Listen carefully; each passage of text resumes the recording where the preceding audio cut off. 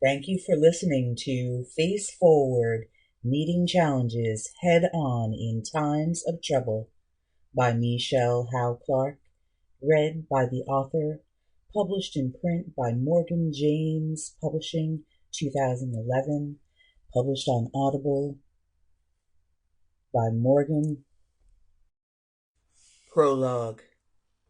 It is said the only constant in life is change. Ain't life a bitch? You can be trucking along just fine, thinking everything is peachy keen, and bam, life socks you a good one. The rug you have been standing on gets pulled right out from under you.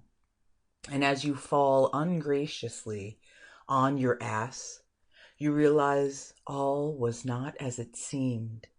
The image you have been projecting about your life story has been shattered by an extraordinary event. For me, my shattering event was head and neck cancer. It came to me mid-stride, a neat and tidy materialistic life. My story is that of a life abruptly changed, of a journey through hell and back. I am a woman greatly enhanced by a shattering life experience. For me, there is no going back. I wear the scar of this battle on my face. I am forever marked.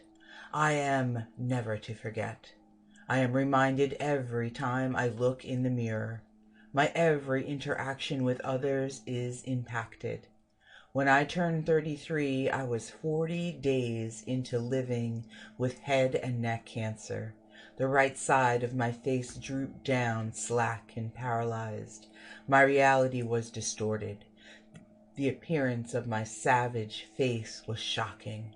I was on a roller coaster of operations, 3 head and neck surgeries in 31 days, with 18 of those spent in the hospital recovering from being sliced open.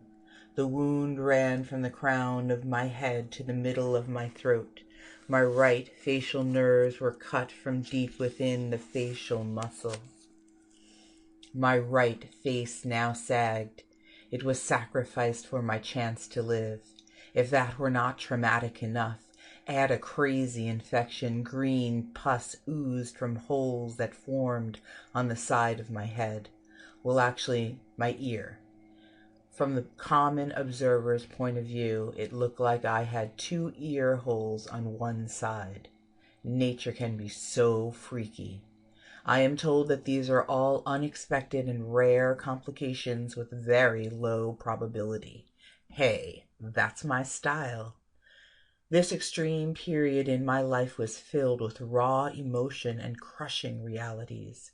It was set in the backdrop of sterile halls and alien doctor speak. I did the only thing I could. I began really living my life, enjoying the challenge, letting myself feel the pain. I learned to live through hurt and live in the present. I gave myself the time and space I needed to become better. I weathered the storms, living through the bitterness and staying in process. Cancer and my subsequent disfigurement showed me how enmeshed my life was in the myth of perfection. The myth of perfection is what I call the reality we live in today, especially in the United States. The myth goes like this. I believed if I looked good enough, had a nice body and clothes, owned my own home and car, had expensive possessions, I would be perceived by others as doing well. Therefore, I was doing well. I was vice president investment banker at one of the world's largest banks. I was almost the myth in the palm of my hand, though I constantly felt perfection slipping through my fingers. I had a smile that stopped traffic and gave people a reason to smile back. My smile was my passport into friendship and accomplishment. Many a time it carried me through as nothing else could. I relied on and lived by my smile. Ironically, that was the very thing I was to lose. My mask was taken from me. There was nothing left for me to hide behind. All the imperfection that I had seen. Sample complete. Ready to continue?